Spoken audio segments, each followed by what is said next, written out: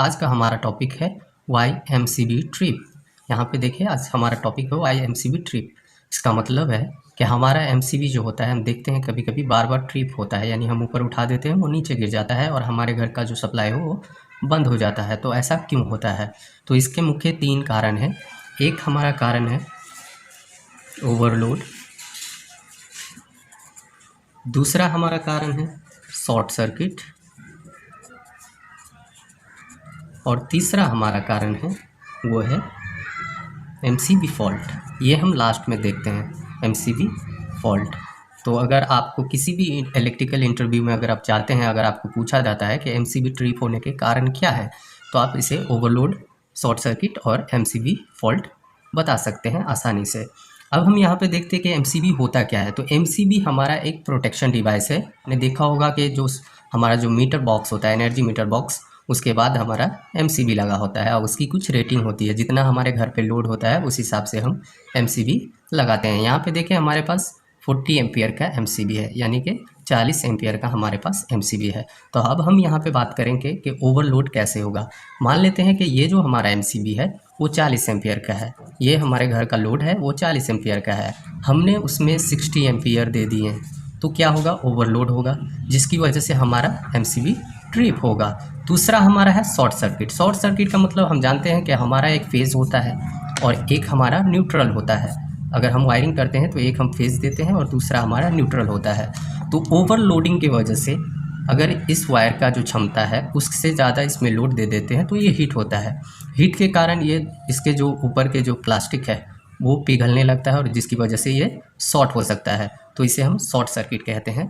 और दूसरा हमारा एक तो फेज़ और न्यूट्रल के बीच में भी शॉर्ट सर्किट हो सकता है और दूसरा हमारा फेज़ और फेज़ के बीच में भी शॉर्ट सर्किट हो सकता है। शॉर्ट सर्किट के अंदर ही आता है हमारा ग्राउंड फॉल्ट। अब ग्राउंड फॉल्ट क्या होता है इसको हम समझे। ग्राउंड फॉल्ट होता क्या है?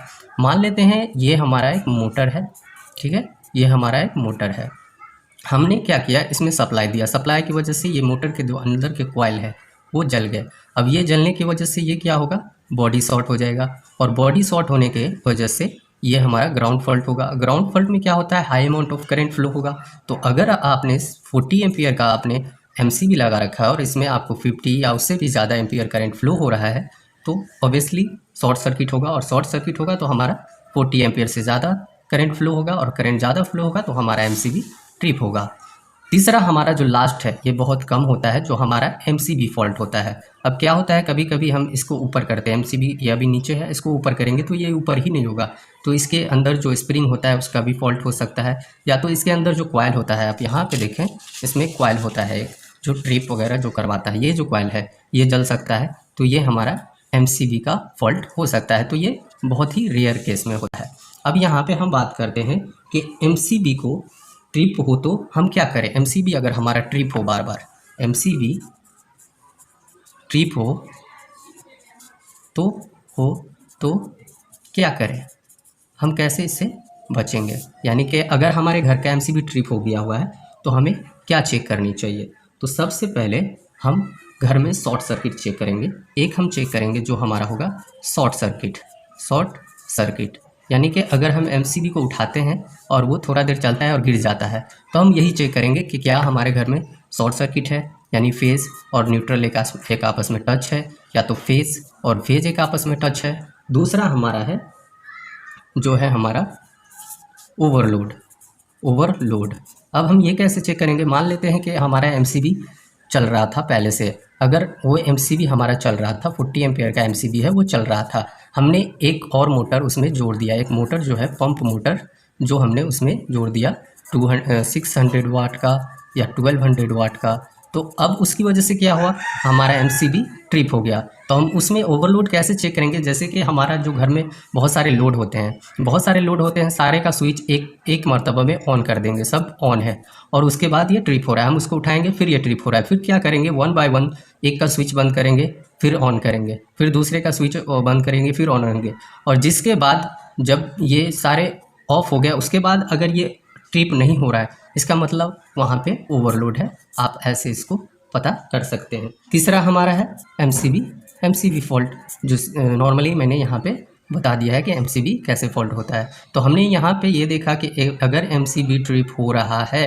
तो हमें क्या करना है, तो सबसे पहले हमें देखना है कि अगर एमसीबी में शॉर्ट सर्किट है कहीं पे, तो अगर हम घर की बात कर रहे हैं तो वहाँ पे तार जलने की या प्लास्टिक जलने की बदबू ऑब्वियसली आएगी, तो उससे हमें पता चल जाएगा ये हमारा जो सर्किट है वो शॉर्ट है, हमारा जो वायर है वो शॉर्ट है, उसकी वजह से एमसीबी ट्रिप हो रहा है। दूसरा, अगर शॉर्ट नहीं है तो ओवरलोड की वजह से हो रहा है, जो हमने पहले लोड लगा रखा था तो ये ऑफ नहीं हो रहा था, ट्रिप नहीं हो रहा था, अब हमने कोई एक एक्स्ट्रा लोड लगा दिया तो ट्रिप हो रहा है।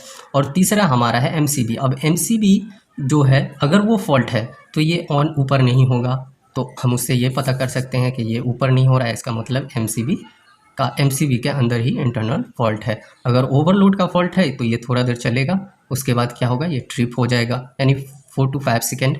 और शॉर्ट सर्किट का फॉल्ट है तो शॉर्ट सर्किट में तो ये ऑन होगा ही नहीं, क्योंकि अगर ऑन करेंगे तो स्पार्क करेगा फिर नीचे गिर जाएगा। तो ऐसे हम सबसे पहले हमने ये देखा कि वाई एमसीबी ट्रिप होने का कारण क्या है। आपको ये इलेक्ट्रिकल इंटरव्यू वगैरह होते हैं उसमें आपको ये जवाब देने हैं। आपको घर में भी बहुत ज़्यादा ज़रूरी पड़ेगा, क्योंकि आजकल सबके घरों में एमसीबी लगे होते हैं। ये हमारे 2 पोल के एमसीबी है, हम सिंगल पोल के भी लगाते हैं, ये 2 पोल के भी लगाते हैं।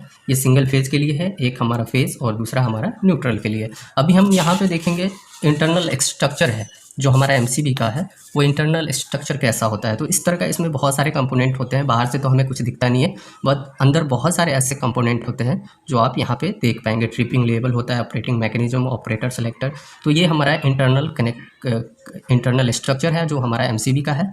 अगर आगे टाइम मिला तो हम आपको ये अच्छी तरह बताएंगे। आई होप आप लोगों को ये वीडियो से आप लोगों को कुछ जानकारी मिली हो। अगर आप लोगों को मेरे वीडियो से कुछ जानकारी मिलती है तो प्लीज़ मेरे चैनल को सब्सक्राइब कर लें और मेरे वीडियो को ज़्यादा से ज़्यादा लाइक और शेयर करें। मिलते हैं आपसे अगले वीडियो में।